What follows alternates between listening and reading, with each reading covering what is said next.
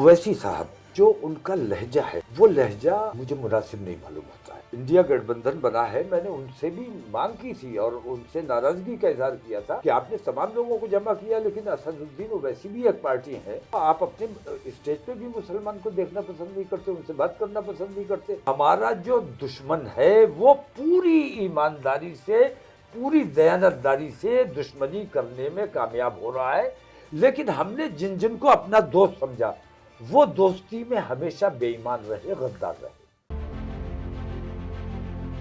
आदाब, इस्तकबाल है आप सबका पॉडकास्ट विद तहजीब में। मैं हूं आपका मेज़बान रिजवान ख़ान, और आज भी हमारे साथ हमारे इस पॉडकास्ट में एक बेहद ख़ास मेहमान मौजूद हैं, और वो हैं एक मारूफ शख्सियत मौलाना तौक़ीर रज़ा ख़ान साहब। इस्तकबाल है मौलाना साहब, कैसे हैं आप? अल्हम्दुलिल्लाह। तो मौलाना तौक़ीर रज़ा ख़ान साहब हमारे साथ मौजूद हैं, तो आइए इस गुफ्तगू का सिलसिला हम शुरू करते हैं। आप एक कौमी रहनुमा रहे हैं और एक सियासी लीडर भी रहे, आपने अपनी सियासी पार्टी कायम की। तो हम यही जानना चाहते हैं, एक कौमी रहनुमा से सियासत में आने का सफ़र कैसे रहा? आप किसी से मुतासिर हुए, क्योंकि आपको लगता था कि अगर सियासत में नहीं आएंगे तो बदलाव नहीं ला पाएंगे? वजह यही है कि मुसलमानों के जो हालात मैंने देखे, तो हमारा ख़ानदान तो पीरों का ख़ानदान है अल्हम्दुलिल्लाह, और वो मुसलमानों की तालीम व तरबियत पर ज़्यादा गौर किया जाता है। मुसलमानों को बाअमल मुसलमान बनाने की कोशिश हमारे यहाँ से हमेशा होती रही है। तो वो सब मैंने देखा कि हमारे अक्सर उलमा कि आपके अमाल अगर अच्छे रहेंगे तो मरने के बाद जन्नत मिलेगी, लेकिन मैंने ये हालात देखे कि हमारी ज़िंदगी जहन्नुम बनाई हुई है कुछ फ़िरका परस्तों ने। तो उनसे भी नबुर्द आज़मा होने के लिए किसी को होना चाहिए।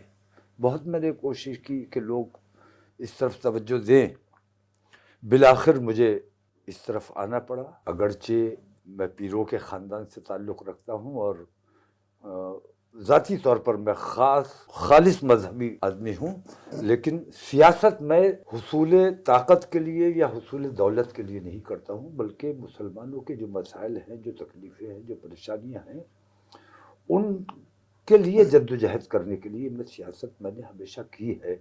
और मैंने ये देखा है कि छोटी छोटी बिरादरियों ने अपनी अपनी पार्टियाँ बनाई, अपने मसाइल हल कर लिए।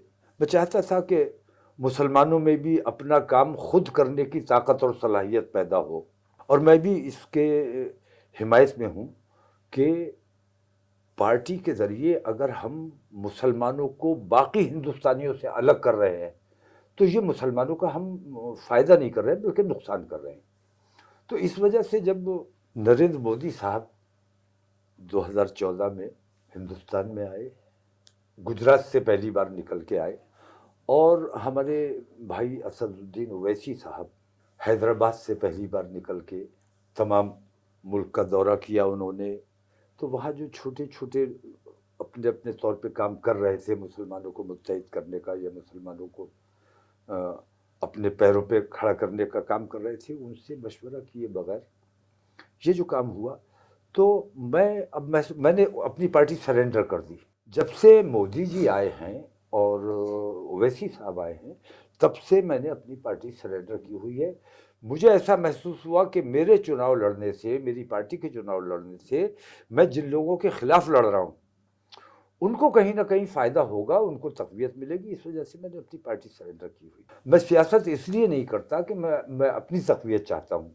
जब मुझे महसूस हुआ कि मेरे सियासत करने से या चुनाव लड़ने से, पार्टी को चुनाव लड़ाने से नुकसान हो सकता है, मैंने पार्टी सरेंडर कर दी। किनारा करना तो बहुत आसान है, लेकिन ये नहीं लगा आपको कि कहीं ना कहीं और जज्बा अपने अंदर भरना चाहिए आगे बढ़ने के लिए? और जज्बा बढ़ना चाहिए, लेकिन अगर हमारे किसी फेल से हमारी कौम का नुकसान हो रहा है तो हमें अपने इन चीज़ों पर गौर करना चाहिए कि हमारी ज़ात से अगर हमारी कौम को नुकसान पहुँच रहा है तो हमें उससे परहेज़ करना चाहिए। आम मुसलमान में एक तबके में ये भी बात है कि ओवैसी साहब जो है वो बी पार्टी है बीजेपी की।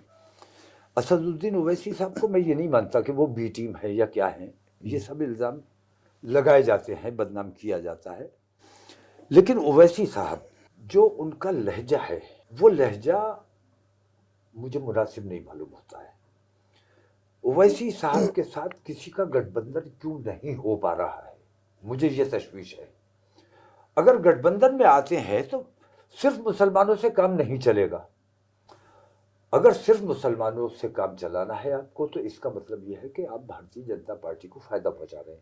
اگرچہ ان کی نیت یہ نہیں ہے، میں نہیں مانتا کہ ان کی نیت یہ ہوگی کہ ہم بی جے پی کو فائدہ پہنچا دیں، لیکن اس سے فائدہ انہیں پہنچ رہا ہے.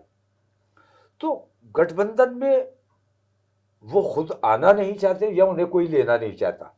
میں نے جب یہ انڈیا گٹھ بندھن بنا ہے، میں نے ان سے بھی مانگ کی تھی اور ان سے ناراضگی کا اظہار کیا تھا کہ آپ نے تمام لوگوں کو جمع کیا، لیکن اسد الدین اویسی بھی ایک پارٹی ہے. اس قسم کے لوگوں کو آپ اپنے اسٹیج پہ بھی مسلمان کو دیکھنا پسند نہیں کرتے، ان سے بات کرنا پسند نہیں کرتے، اور اس کا خمیازہ بھگتا ہے انہوں نے. اگر یہ تمام لوگوں کو ساتھ لے کر انڈیا گٹھ بندھن چلا ہوتا تو آج سرکار انڈیا گٹھ بندھن کی ہوتی. لیکن مسلمانوں سے تعصب کرنا، مسلمانوں پر ڈیپینڈ کرتے ہیں یہ لوگ، مسلمانوں کے ووٹوں کی راجنیتی کرتے ہیں لیکن مسلمانوں سے پرہیز کرتے ہیں.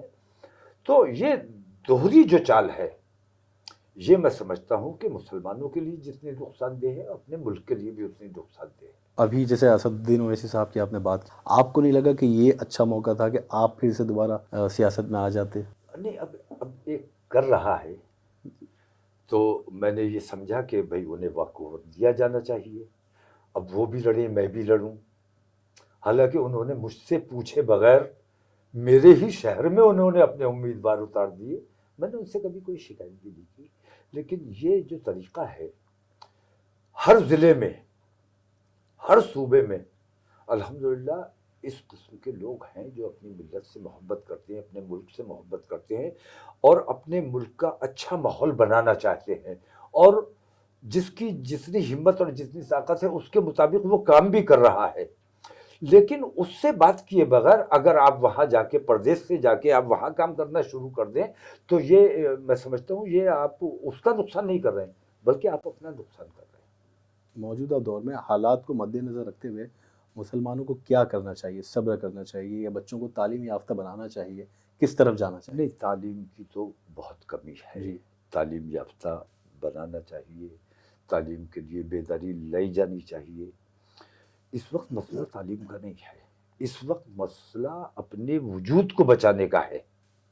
ہمارا اس وقت وجود ہی خطرے میں ہے. ان حالات میں مسلمان کس طرح سروائیو کرے، کس طرح باعزت زندگی ہندوستان میں گزارے. اور منظم ایسی سازشیں چل رہی ہیں جن کا لوگوں کو اندازہ نہیں ہوتا. آج کی تاریخ میں آپ مسلم بستیوں میں جا کر دیکھیں، نشہ اتنا عام اور اتنا آسان کر دیا گیا ہے، اور یہ نشے کا کاروبار کرنے والے لوگ نہیں کر رہے، یہ حکومت کروا رہی ہے. منظم سازش کر کے نشہ مسلمانوں تک پہنچایا جا رہا ہے اور اس کو عام کرنے کی کوشش کی جا رہی ہے. آپ کو میں ایک یاد دلانا چاہوں گا، HIV ایک زمانے میں بہت مشہور ہوا تھا. وہ ایڈس بھی آیا نہیں تھا، لایا گیا تھا. ایسی HIV زدہ کچھ لڑکیاں ہائر کی گئی تھیں اور مسلم بستیوں کے آس پاس، اور مسلم ہمارے نوجوان تو ماشاءاللہ جیسے ہیں، وہ اس ذریعے سے ایڈس پھیلنا شروع ہوا. وہی منظم سازش، جس منظم سازش کے تحت ایڈس پھیلانے کی کوشش کی گئی تھی مسلمانوں میں، وہی منظم سازش مسلم بستیوں میں دلی کی بات نہیں کر رہا ہوں، میں بریلی کی بات، پورے ہندوستان کا میں دورہ کرتا ہوں اور ہندوستان بھر میں یہ دیکھ رہا ہوں کہ مسلم بستیوں میں خاص طور سے نشے کا عادی بنایا جا رہا ہے اور نشہ بہت آسان بنایا جا رہا ہے ان کے لیے. تو ان سازشوں کو لوگ سمجھ نہیں پا رہے. میں بار بار کہتا ہوں، اپنے علماء سے بھی کہتا ہوں، اپنے ائمہ سے بھی کہتا ہوں، اور جو دانشور حضرات ہیں، بھئی اپنی اپنی گلی، اپنے اپنے محلے کو گود لے لو اور وہاں یہ مہم چلاؤ کہ اس قسم کی جو چیزیں چل رہی ہیں ان سے لوگوں کو بیدار کرنے کی کوشش کرو، ان سے بچانے کی کوشش کرو. HIV ایڈس کی بات کر رہے ہیں تو وہ کانگریس کے دور کی بات ہے. کانگریس کے دور میں جو بم بلاسٹ ہوا کرتے تھے، کانگریس تو نہیں کرتی تھی وہ بم بلاسٹ. کانگریس کو بدنام کرنے کے لیے، سرکار کو بدنام کرنے کے لیے اور مسلمانوں کے ماتھے پر آتنکوادی کا ٹیگ لگانے کے لیے وہ بم بلاسٹ کیے جاتے تھے. ہمیشہ ہر بم کے بعد مسلمان ہی کو گرفتار کیا گیا اور مسلمان ہی کو انکاؤنٹر کیا گیا، مسلمان ہی کو دوشی ٹھہرایا گیا. اور اس بم بلاسٹ کے دوشی کتنے باعزت बरी होके आए हैं, 20-25 साल के बाद बाइज्जत बरी हुए हैं। तो ये साबित हुआ है कि मुसलमानों के खिलाफ हर किस्म की साजिश कांग्रेस के दौर में भी होती रही है। उस वक्त जो बम ब्लास्ट हुआ करते थे वो फिरका परस्त ताकतें बम मारा करती थी। हमने हत्तल इम्कान कोशिश की है कि इस खाई को किसी सूरत से पाटा जाए, लेकिन मुसलमान पर पुलिस की सख्ती, मुसलमान पर गोलियां चलवाना, ये तमाम चीजें। अब किसी के भी घर पे चल जाएंगे, भाई धार्मिक जुलूस लेकर जा रहे हो तो सच्चा हिंदू, सच्चा सनातन, पहले के सनातन में और आज के सनातन में मैं ये फर्क देख रहा हूँ। 14 के बाद से जो हिंदुत्व की तस्वीर है वो 14 से पहले के सनातन और हिंदुत्व से बिल्कुल मुख्तलिफ है। आम हिंदू को इस तरफ तवज्जो देनी चाहिए, उसको गौर करना चाहिए कि वो जो असली हिंदुत्व पहले हुआ करता था उस हिंदुत्व को नुकसान किसने पहुंचाया है। मैं इसमें आपको अकबर के ज़माने में ले जाना चाहूँगा कि अकबर के ज़माने में अपनी बादशाही के ज़ोम में उन्होंने एक नया दीन इलाही शुरू किया। जी। लोग खौफज़दा भी हो गए, डर भी गए, कुछ लोग उनके समर्थन में भी खड़े हो गए, लेकिन जो सच्चे मुसलमान थे उन्होंने उनके खिलाफ तहरीक चलाई, उनकी बादशाहत से नहीं डरे।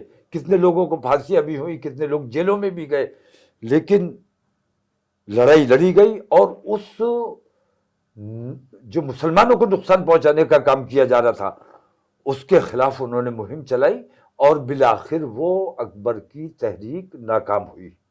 उसी तरह तारीख खुद को दोहरा रही है। अकबर के ज़माने में अकबर ने जो दीन इलाही शुरू किया था वो मुसलमानों को नुकसान पहुंचा रहा था। ये नया हिंदुत्व पैदा किया गया है।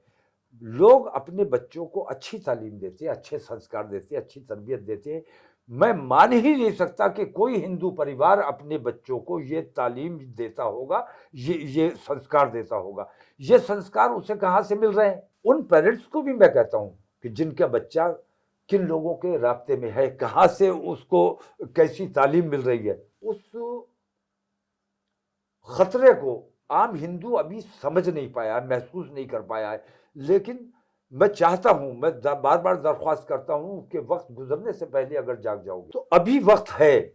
आप पहचानिए कि असली हिंदुत्व क्या था और आज का हिंदुत्व क्या है।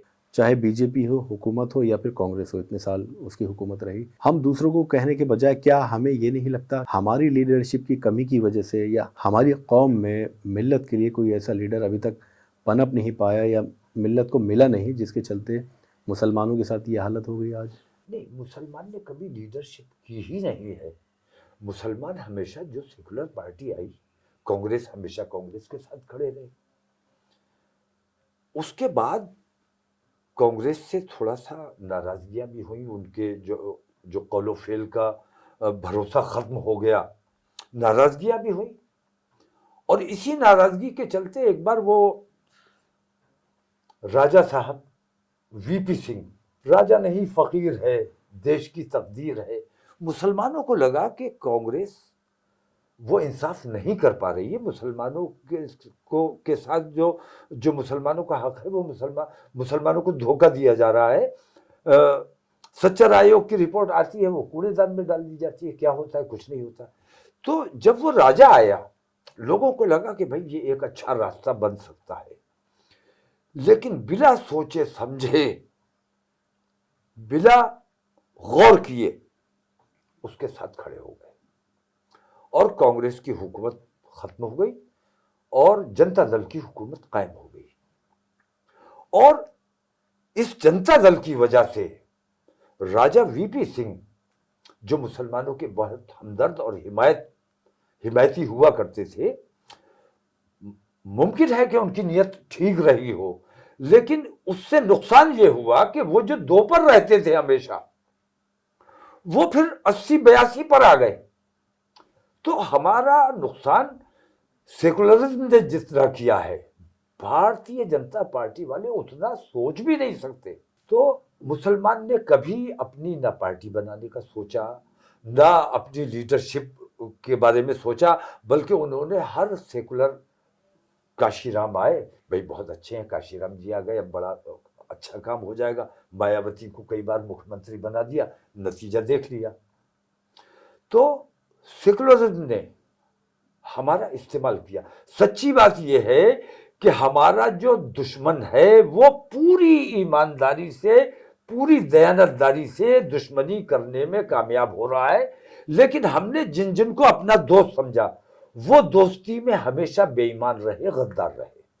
ہمارا مسئلہ یہ ہے, ہم اپنی قیادت اس لیے کھڑی نہیں کر سکے کہ ہمیں لگا کہ ملائم سنگھ کے ذریعے ہمارے مسائل حل ہو جائیں گے, وی پی سنگھ کے ذریعے ہمارے مسائل حل ہو جائیں گے, کانگریس کے ذریعے حل ہو جائیں گے, لیکن انہوں نے ہمیشہ دھوکہ کیا اور آج ہم اس پوزیشن میں نہیں ہیں.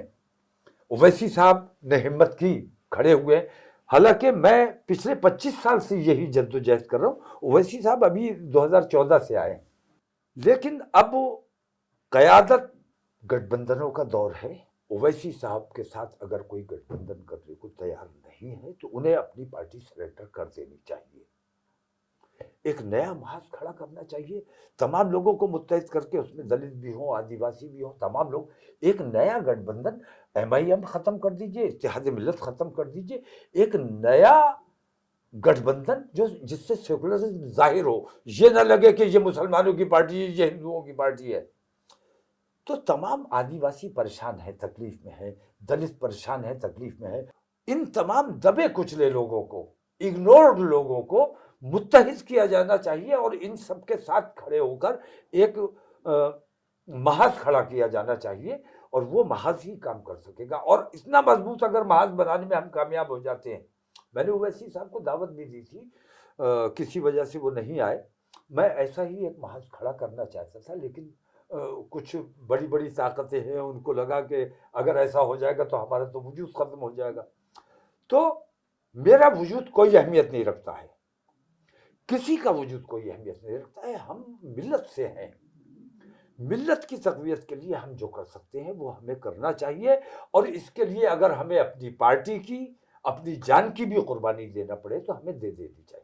جیسے ابھی سنبھل کی بات کر لیں, یا خواجہ معین الدین چشتی رحمۃ اللہ علیہ کے آستانے کی بات کریں, یا دوسری دیگر جو مساجدیں ہیں ان کی بات کریں. اصل میں یہی ہے کہ ہم مسجدوں پہ قبضہ نہ کریں, بلکہ اپنے DM کے کنٹرول میں دے دیں.